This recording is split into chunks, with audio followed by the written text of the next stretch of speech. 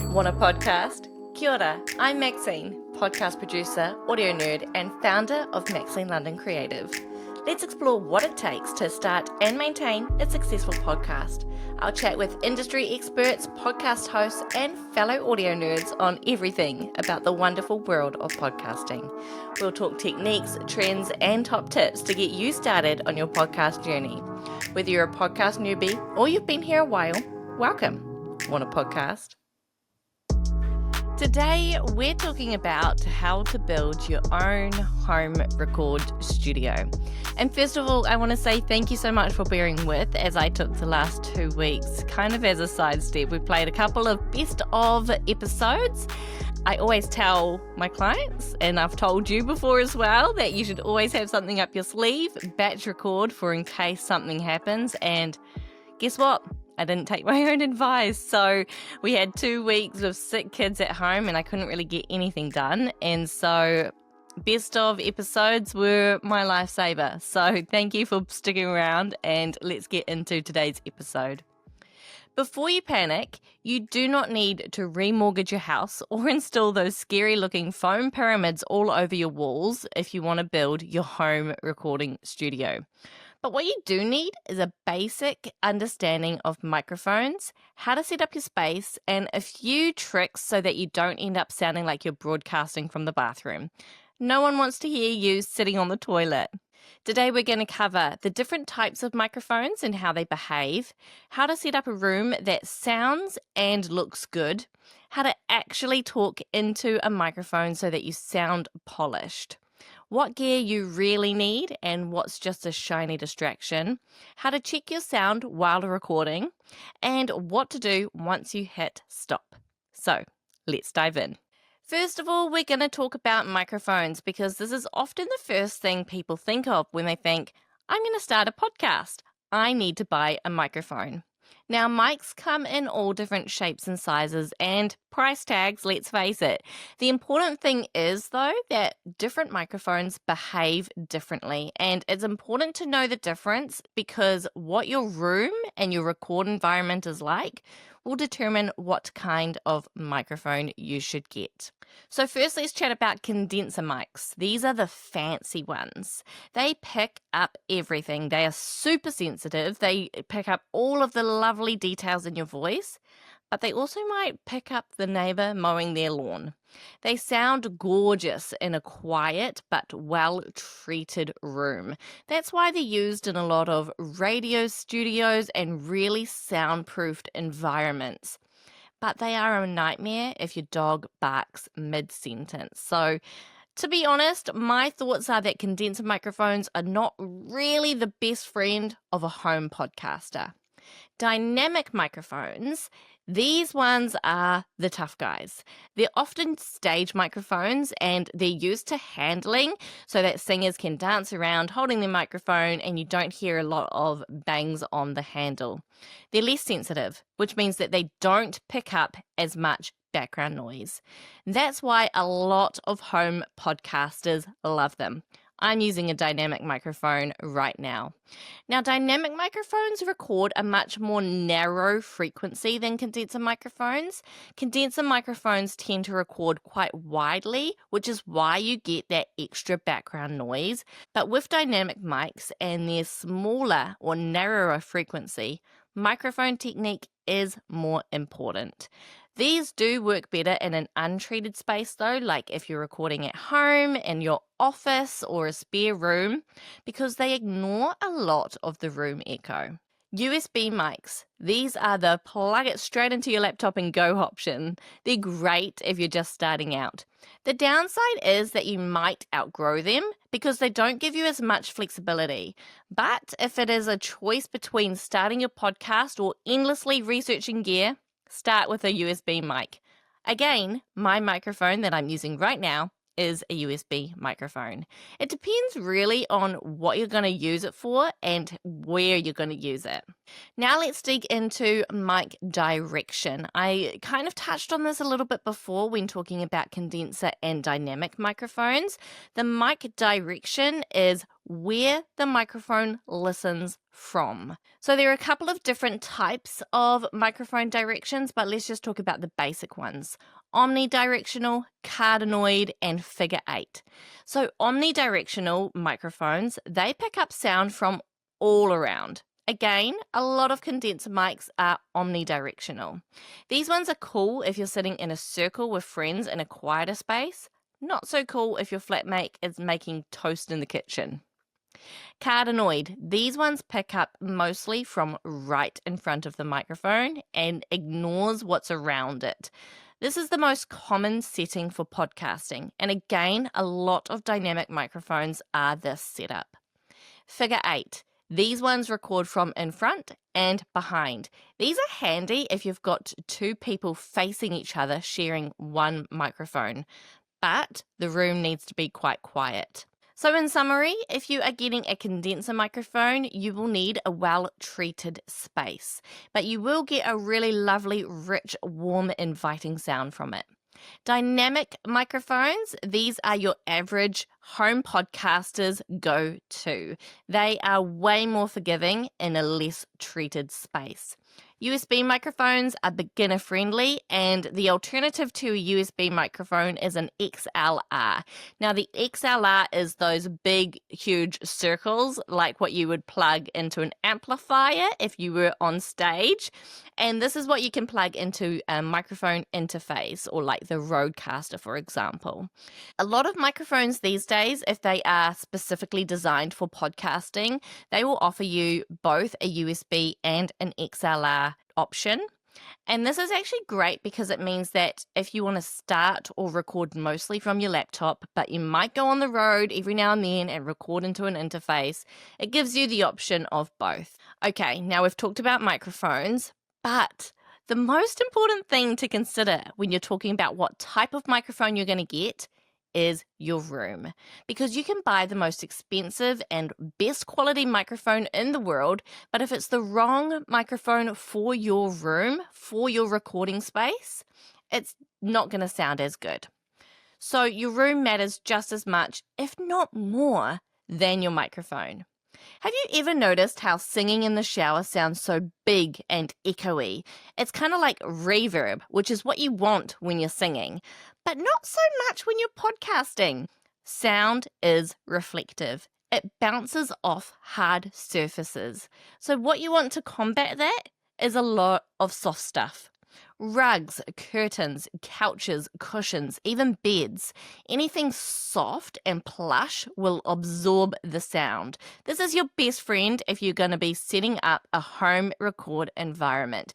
Heck, even if you're setting up a studio, acoustic paneling is often soft stuff that absorbs the sound rather than hard surfaces that reflect the sound. Bookshelves are also a great option to have in your studio because they can help break up reflections as well. Plus, they look pretty nice on the camera. You can fill them up with anything that's branded, some nice plants or books, whatever you want for an aesthetic background. Now, the smaller the room, the better. If you've got a really nice, small, cozy room, this is going to sound a lot better than a big, huge, echoey one. And here's a little hack. You can record in your wardrobe. People really do, and I know people from my radio days who would record from home, broadcast radio shows from their wardrobes. It's because it's such a small, tight space with lots of soft stuff that absorbs extra echoes. It actually works really well. And if you're on the move and you don't have somewhere suitable to record, you can actually record in your car as well. They're a small space with soft furnishings and upholstery, and they're actually relatively soundproof. If you're recording video as well, you might want to think about your aesthetics. Keeping your background nice and tidy, maybe a plant or a bookshelf or a nice print on the wall. Think about your visual branding as well as your audio branding. You can use soft lighting like lamps. That's better than the harsh ceiling lights. And if you want to, you can use a ring light as well. And yes, hiding your laundry pile just out of frame actually does count as studio design. Mine is literally on the floor. Now, this is the important part, and it kind of ties in both the microphone choice and your record environment. It's how you actually talk into your microphone.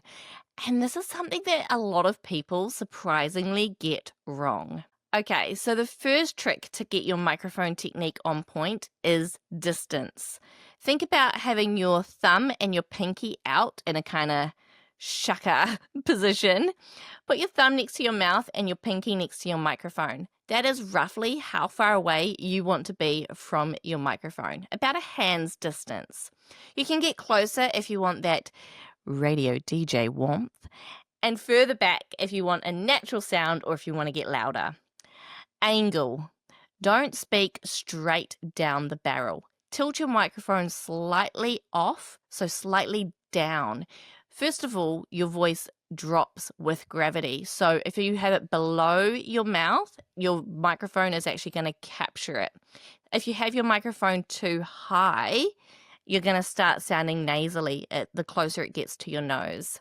If you tilt your microphone slightly down, this can also help you avoid the harsh plosive and pops, so those P and B sounds.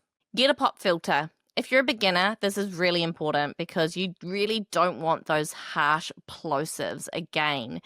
A pop filter is those round mesh things that sit just in front of your microphone. It's not just for show, it actually provides a barrier between your voice and the microphone.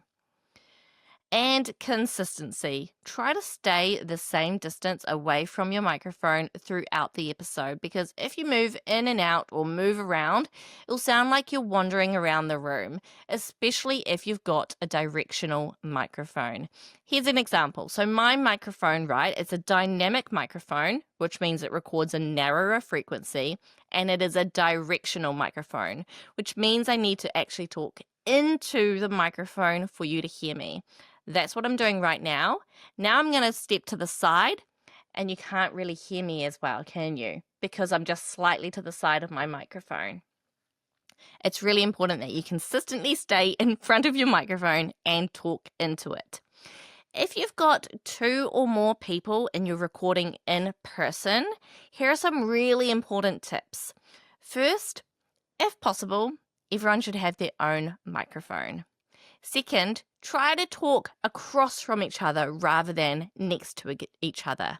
If you're recording next to each other and your microphones are on a desk, you're going to be tempted to look at your guest and you're going to turn your face away from the microphone, which again is going to change the sound. If you're listening, I've just done it, and can you hear the subtle difference?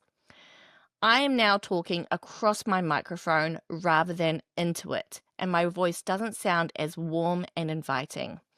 Now, if I'm talking directly into the microphone, you can hear me so much better. So sit across from each other and make sure that your mouth is pointing towards your microphone. If you're sharing a microphone, sit close and at the same distance. Try not to move too much. One of you might sound too far away. Okay. Next, we're going to talk about the other gear and equipment, what you actually need and what you don't. Here's the good news. You don't need a whole lot of gear to start a podcast. You can actually pick up equipment for relatively cheap, especially if you're just starting out. At the most basic level, what you need is a microphone, a computer, and recording software. Done.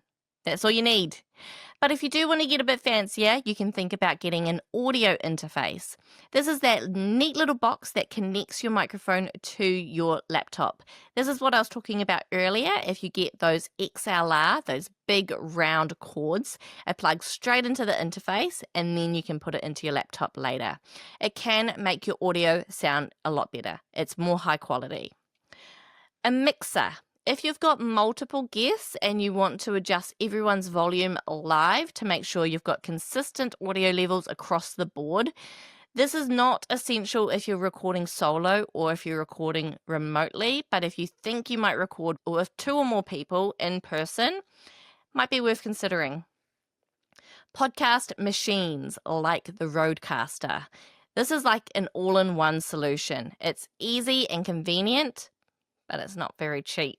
Now, in terms of recording software, there are a lot of free options like GarageBand if you've got a Mac, or Audacity if you've got a PC. Audacity is also free on a Mac, but my personal preference is GarageBand. If you want to pay for maybe a step up in terms of recording software, although to be honest, I do actually rate GarageBand, you could get Adobe Audition, Reaper, or Logic Pro.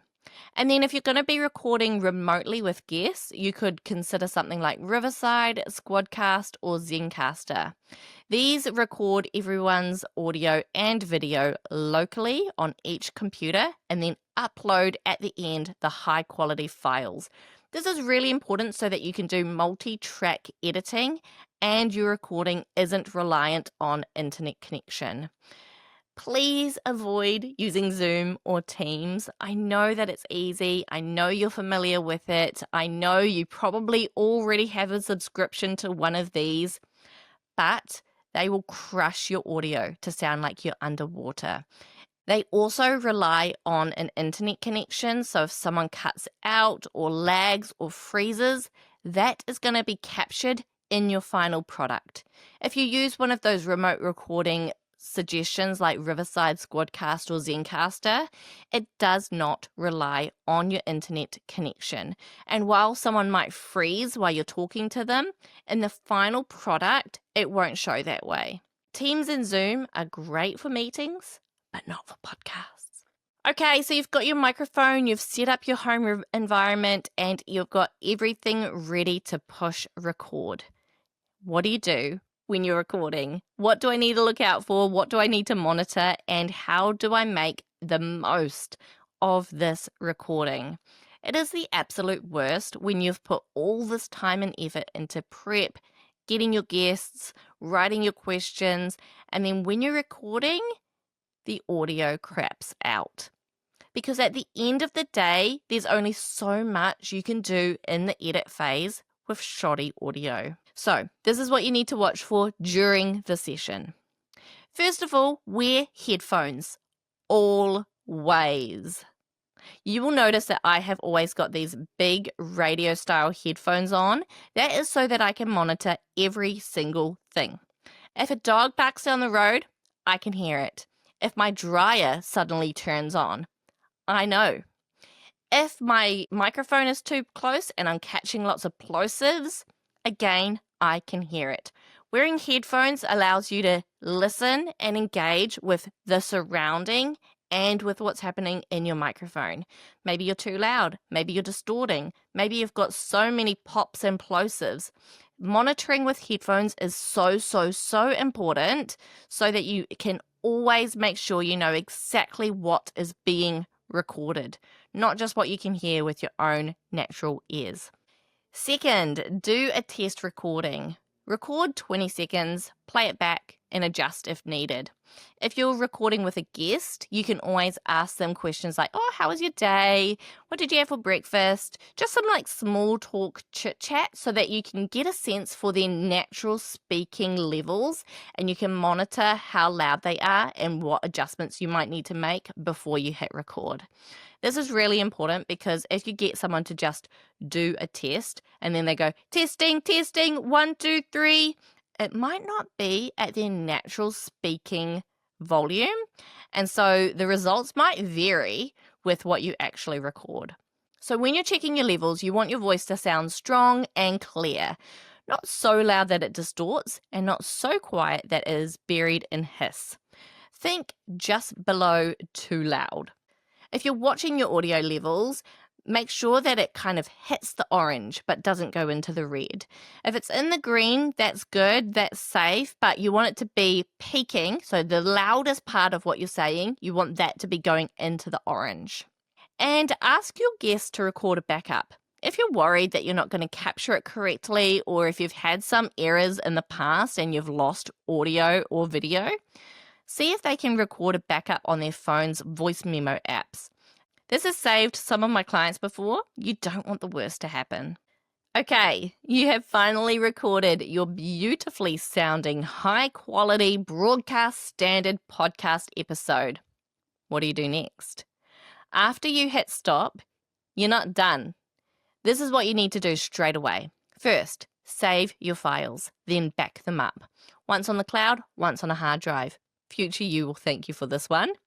Label everything. So for example, I might label this episode Want a Podcast _episode 15 _ room environment recording your podcast _ whatever. It is so much easier to find it than final _ version 3. Then listen back for any disasters. Just check that it's all there before you pack it up. Now let's get into some editing basics. Cut out any long silences, any mistakes, and tidy up big breaths or background noises. Make sure that the voices stay consistent in volume and make sure that they stay the star. If you're going to be putting music in, it should sit underneath, okay? So you want to be really careful that it's not too loud and not distracting from the message. Then do a volume check. Your episode should sound about as loud as other podcasts. So if listeners have to crank it up to hear it, they're going to switch off. Now, before we wrap things up, let's get into some common mistakes, things to avoid. First, don't record in the kitchen or on the toilet. It's going to be super echoey. All those hard surfaces, the sound is just going to reflect right off and bounce back into your microphone. Relying on Zoom audio just does not cut it. Get something like GarageBand or Audacity or Premiere Pro. Record into Riverside. Just don't use Zoom, please. Don't forget your headphones. If you're wearing headphones, you'll be able to catch problems straight away and you'll be able to remedy it. Don't forget to back up your files. You will regret it if you lose everything. Don't speak too loud and sound too boomy to your microphone. Make sure that you're practicing really good microphone technique and are listening back so you can hear what it sounds like as you're recording. And don't edit straight onto your only copy of the file. If you are an editing rookie, make sure that you duplicate and edit that. So there you have it, your crash course in setting up a home recording studio without losing your mind or impacting your wallet. Remember, you don't have to have the perfect setup to start.